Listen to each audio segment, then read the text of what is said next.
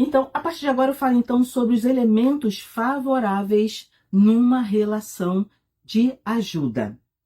O primeiro ponto é ser compreendido.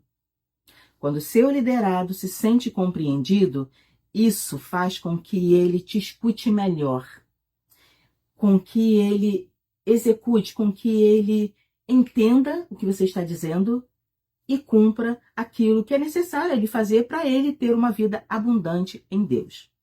É só eu que já cheguei para um líder, já cheguei para uma pessoa mais amadurecida, desabafei e não me senti entendida? Já aconteceu com você? E comigo já. E na minha questão, na minha época, né, assim, eu já tive alguns momentos com algumas pessoas que, assim, que eu não me senti compreendida. Mas eu queria pontuar apenas uma, que ela, uma pessoa maravilhosa, e eu estava ali conversando com ela, e na época eu estava deprimida, isso tem mais de 2 décadas, quase 3 décadas, eu conversando com ela, e ela de uma forma muito respeitosa, amiga, gentil, carinhosa e humilde, ela disse para mim assim: minha filha, eu não posso te ajudar. Procura um profissional da psique, da saúde mental. Eu não consigo te ajudar. E ali ela orou comigo, esteve comigo, né, naquele processo de depressão. E então, assim, eu não me senti compreendida. Estou assim, pensei uma situação. Mas tem outras situações em que a pessoa, quem está ouvindo ali, assim, gente, eu não sei a resposta. É uma questão que eu preciso pensar um pouco mais. Só que a pessoa está ali na sua frente e ela está aflita. E ela precisa, precisa assim, sentir que está sendo compreendida. Se for uma questão de depressão, que em outras aulas você já deve ter entendido, né, alguns pontos para entender assim, essa pessoa está... Eu estou desconfio que essa pessoa está com depressão, está com ansiedade, sai da minha alçada. Então, assim, olha, e aí a pessoa se sente compreendida quando você diz assim: meu irmão, minha irmã, eu tenho as minhas limitações. Eu estou desconfiada de que você precisa de uma ajuda de um profissional. Vamos procurar juntos? Eu te ajudo. A pessoa se sente compreendida. Já tem outras situações em que a pessoa não está com um problema da saúde mental e então você precisa, então, assim, bom, e aí você pode usar uma técnica. Não tô aí na sua mente, né? Você não vai dizer para a pessoa: não estou entendendo, não faço a mínima ideia de onde você quer chegar. Tem muitas linhas soltas. Por onde eu começo? Por onde eu começo? Se eu for aqui lidar com cada linha solta que você trouxe, nós vamos ficar aqui 3 horas conversando, 3, 4, uma madrugada inteira. E eu não tenho, isso não posso, não tenho esse tempo. Às vezes até tem, eu já vi né, pastores doando do seu tempo uma madrugada inteira para a pessoa, com muito carinho e dedicação. Só que isso não é funcional, isso não é positivo, isso não é bom nem para a pessoa que está sendo, né, ali recebendo os conselhos, nem para você, líder, que está fazendo isso. E depois eu explico por quê. Então você ali, você precisa estar assim, né, a pessoa repetindo, precisa se sentir compreendida, e aí você não sabe por onde começar nas linhas soltas, e aí você precisa amarrar tudo e ser mais objetivo. E se você não estiver entendendo, você não vai dizer isso para a pessoa, mas você pode dizer assim, uma expressão. Como assim? Um dia, se você for meu paciente, eu disser, né? Aí você já sabe, que quando eu disser assim: como assim? Não é que eu esteja enrolando, eu estou ganhando tempo para eu poder te entender melhor, para poder ser mais assertiva naquela questão ali que você está trazendo. Então, humildemente, você pode dizer assim: meu irmão, como assim? Explica de uma outra forma, porque eu quero entender melhor. E desta forma, dizendo de uma forma muito humilde e honesta com você, aquela pessoa vai se sentir compreendida. E geralmente a ovelha, a pessoa não leva uma questão fácil, né? A gente, para um problema fácil e pequeno, a gente mesmo resolve. Mas fatalmente a pessoa levará algo grande, algo conflituoso, algo enrolado, algo extremamente difícil. Então são para essas demandas grandes que eu estou dizendo, né? Da importância da ovelha se sentir compreendida, e isso gera então o aumento, gera então uma relação de confiança com a pessoa. O próximo ponto, o sentimento de independência precisa estar presente numa relação de ajuda de confiança. É a pessoa sentir que, independente do que eu escolha, do que eu faça, o meu pastor, o meu líder, ele vai estar não apoiando, mas me amando. Inclusive, agora com o pecado também. Às vezes a pessoa está ali confessando o pecado e fica um tempo em pecado. E aí sim, nós entendemos pela palavra de Deus que precisamos estar amando esta ovelha. E vou além. Quando há assim, uma simples divergência de opinião, uma divergência doutrinária. E aí o liderado precisa entender, assim, sentir. Eu estou sendo respeitado e eu estou tendo independência para eu poder decidir o que eu quero fazer. Sei lá, assim, um exemplo, uma pessoa, né, que sofreu, né, uma traição no casamento. Aquela pessoa tem a liberdade, né, de se divorciar, recomeçar a vida com uma outra pessoa, né? E o que a pessoa decidir, não, eu vou ficar no casamento, não vou, eu vou rachar aqui o casamento, eu quero uma outra pessoa para mim, não quero viver isso aqui, eu não quero, enfim. Ela sentir isso. Eu tenho essa independência para poder fazer o que eu quero e continuar sendo respeitada. Porque na minha vasta experiência, eu percebo que... E eu posso também, eu tenho esses momentos em que eu sei que eu posso influenciar, que eu tenho o poder de influenciar para que uma pessoa faça aquilo que eu quero, que eu estou vendo que é o mais correto, na minha visão. Esse caminho aqui é o mais correto, eu faria isso. E eu poderia usar esse poder para influenciar. Mas aí eu estou falando como psicóloga, eu dou a liberdade, até ético, né? É ético da minha parte como profissional, eu preciso dar esta liberdade, por mais que o meu paciente seja cristão também. Por mais que eu veja assim, gente, ele não tá, ele quer fazer isso, não vai muito, né, dos princípios da palavra, ele poderia seguir por aqui, não estou dizendo seguir ao contrário para pecar, não. Mas eu mesmo assim, tendo esse poder, eu não uso esse poder de influência. Eu deixo para que a pessoa ela se sinta livre. E nesta liberdade, dessa independência, geralmente quando ela sente isso, ela escolhe pelo Senhor. Ela tem boas escolhas. Ela fica sensível à voz de Deus, sensível à sua voz também, sensível à sua orientação. Parece o contrário, quando, né, aquele passarinho, né, que você deixa a gaiola aberta, olha, se sinta independente.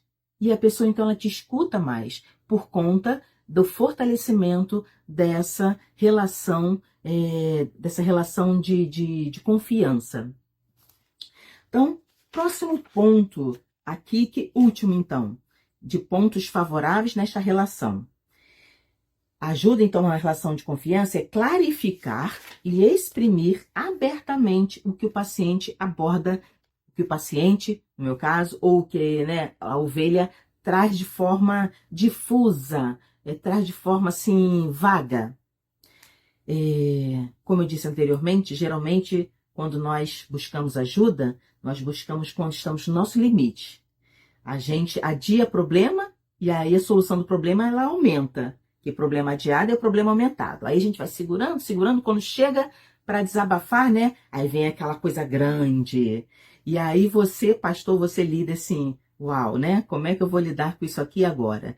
E quando a pessoa deixa acumular um problema, aquilo fica difícil de compreender e de ajustar. Aí ela traz um quebra-cabeça e joga na sua frente. E aí você precisa, então, clarificar para ela ali. E como se clarifica, Rose? Como, então, deixa, né, isso mais compreensível para a pessoa também? a técnica anterior que eu falei, se você vai... Como assim? A pessoa vai ali também, quando ela vai explicando melhor, ela também vai arrumando os pensamentos. E uma outra forma é você pegar, sempre pontuar e pedir para a pessoa aquilo que está mais forte. O que você está me dizendo? De tudo isso que você está me dizendo aqui, qual é o ponto mais forte que está? Qual é o pensamento mais forte? Está tudo grande aí na sua mente, no seu cérebro. Mas o que está mais forte? Aí a pessoa vai trazer. Ah, está mais forte. Aí você pergunta quantos graus, assim, numa escala de 0 a 10, quanto isso está forte?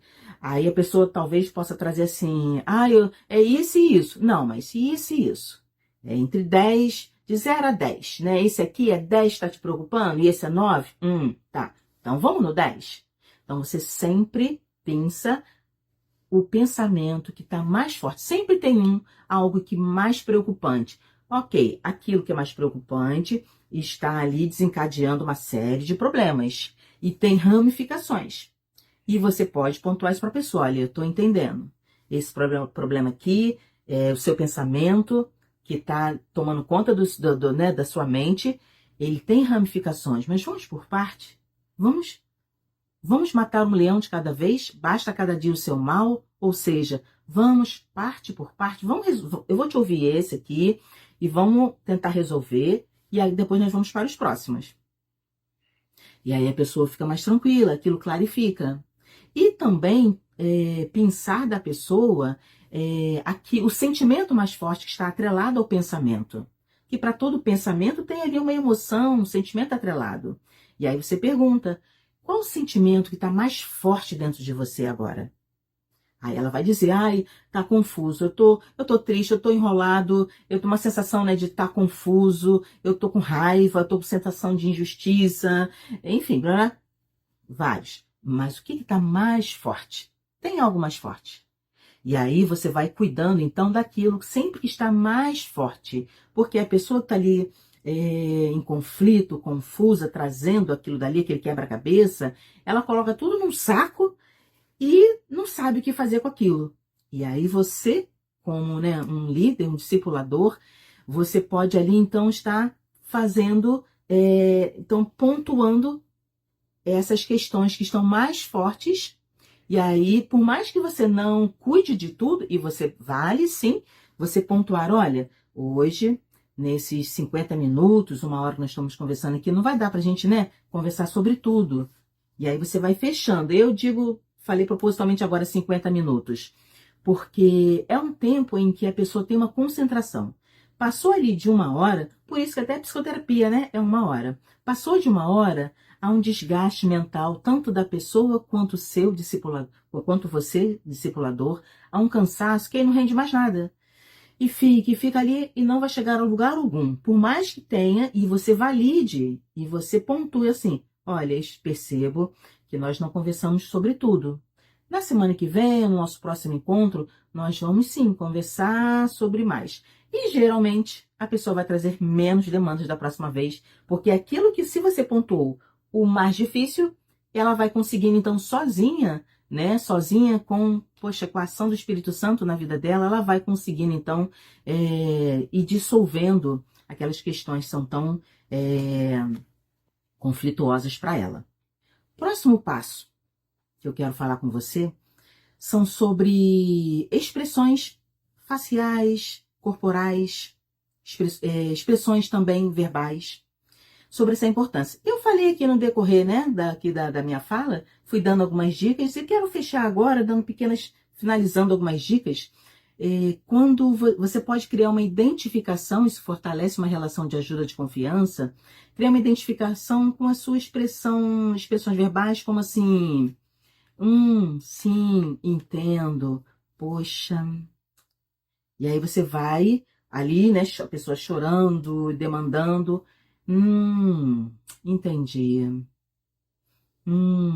tá, poxa, ok. E aí você pode também, com expressões corporais, você pode se inclinar para a pessoa, olha, você se inclinar quando a situação tiver bastante complicada, a pessoa falando ali, ou também está aconselhando ali o casal, né? Você se colocar mais à frente, né? Se inclinar. É você, se a pessoa estiver de pernas cruzadas, ou assim também de braços cruzados, né? Você pode também cruzar os braços e se colocar na mesma posição que a pessoa, porque isso cria uma identificação com a pessoa que está ali, né, desabafando com você. E quando diz respeito assim, a um casal, quando te procura, é importante, se o casal está muito conflituoso, você não colocar o casal um de frente para o outro. Você pode colocar um sentado, um do lado do outro, e eles, né, olhando para você, como se você ele estivesse, né, inserido naquela, né, naquele grupo, que você está ali colocando almofadinhas na relação, né? Tô ali assim, uau, deixa eu, né? Porque eles sozinhos eles estão se degladiando, né? Tem momentos de casamento, né? Quem tem muitos anos aí sabe como é que é isso, ou até poucos anos. Então você tá ali colocando almofadinhas. Quando começa já, né, aquele casal já seguir mais as orientações, conseguir, no caso, né? Às vezes a pessoa não está seguindo a orientação porque não consegue. E aí, quando ela começa, né? O casal começa a se, né, se relacionar melhor. E aí você pode, em questão geográfica mesmo, você pode, dentro, né, da sala ali, você pode se distanciar um pouco. Você pode até colocar uma cadeira de frente para o outro do casal e você se colocar mais distante e falar assim, ó, eu tô aqui para ajudar. Queria que vocês conversassem entre si sobre esse assunto. Quando vocês precisarem de mim, eu tô aqui. E aí eles vão ter que virar, né, para você, que você está ao lado, mas você já não está mais dentro do ciclo ali do casal que está, né, ele já começando a se acertar. Bem, fechando essa parte aqui, né, das relações, dos elementos das relações de ajuda, eu queria lançar um pouco mais luz sobre a natureza das relações de ajuda. Primeiro ponto, primeiro aspecto. E aí ficam aqui perguntas para você refletir. Discipulador, eu poderei conseguir, nesta relação, ser de uma maneira, que possa ser apreendida pela outra pessoa como merecedora de confiança? Como segura, consistente, no sentido mais profundo do termo? Eu tenho, de forma clara, quem eu sou, com poucos pontos cegos em minha vida? Está claro para mim o que eu penso acerca de diversos assuntos nevrálgicos da fé cristã? Ser apreendido é muito mais profundo do que apenas ser entendido. É um nível de compreensão e entendimento muito maior. A apreensão de quem você é. Você ali na relação, você está disponível para ser apreendido pela pessoa? Você está num nível de um autoconhecimento tão profundo a ponto da pessoa olhar para você assim, como essa pessoa ela é apaixonante. Porque quem ela é, a compreensão que ela tem de si, é essa pessoa que eu quero ser. Então você é essa pessoa de confiança? Segundo aspecto, trazendo uma luz sobre essa natureza das relações de ajuda. Essa segunda se relaciona de muito perto com a primeira. Poderei ser suficientemente expressivo enquanto pessoa para o que eu sou possa ser comunicado sem ambiguidades? Quando estou vivenciando uma atitude de irritação para com outra pessoa e não tomo consciência dela, a minha comunicação passa a encerrar mensagens contraditórias. Ou seja, se você não tem um autoconhecimento suficiente, o que o outro está dizendo, ele está sim despertando em você emoções, sentimentos. E se você fica ali confuso com o que você está sentindo, o outro não vai confiar, porque ele está sentindo uma ambiguidade. Opa, o meu discipulador está falando algo, mas a expressão dele é algo implícito. Está ali dizendo que ele está irritado, que ele não está mais aqui comigo. Entende? Terceiro ponto. eu poderei ser suficientemente forte como pessoa para ser independente do outro? Ou seja, identificar o que o sentimento do outro, como eu falei anteriormente, né, aqui endossando, o que o outro despertou em mim e assumir que aquilo é meu e não do outro. Serei capaz de respeitar corajosamente e de forma honesta meus próprios sentimentos, minhas próprias necessidades, assim como as das outra pessoa, da outra pessoa que está ali desabafando comigo, pedindo a minha orientação? Poderei possuir e, se for necessário, exprimir os meus próprios sentimentos como alguma coisa que propriamente me pertence e que é independente dos sentimentos do outro? Serei bastante forte na minha independência para não ficar ali, né, deprimido, para baixo, assustado, com medo ou envolvido por sua dependência da ovelha? Porque a ovelha, em quantos momentos, vou falar até no próximo tópico aqui, ela fica dependendo de você, fica grudada em você. Mas eu vou falar o próximo passo, você vai entender melhor. O meu eu, nós temos um ego, nós temos um eu que se estrutura na nossa história. O meu eu interior será suficientemente forte para sentir que eu não sou nem destruído pela raiva da pessoa e nem absorvido por sua necessidade de dependência, nem escravizado por seu amor, mas que existo independentemente dele, com sentimentos e com direitos que me são próprios. Eu tenho me deparado com inúmeros líderes que ainda têm um ego, o seu eu enfraquecido, e isso reflete nas suas relações com o próximo.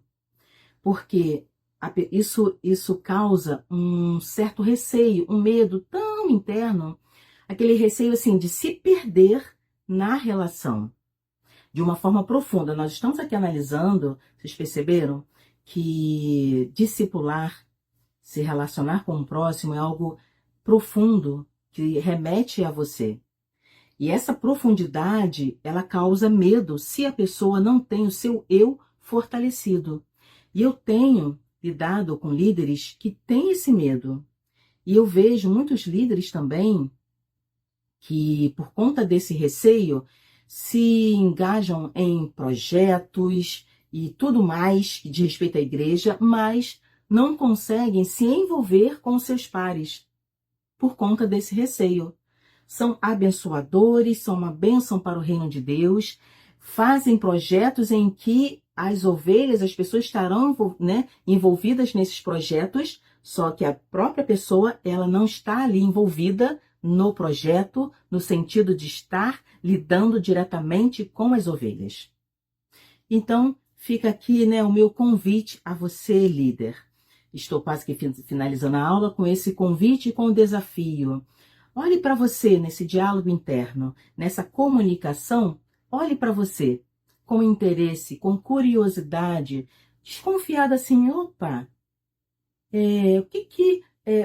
como eu estou lidando com essas relações? Na relação, o que isso está suscitando em mim? E se você tiver essa dificuldade, né, procure alguém para você estar conversando e até um profissional, tá ok? Então, esse foi o meu recado para vocês. Então, até a próxima aula.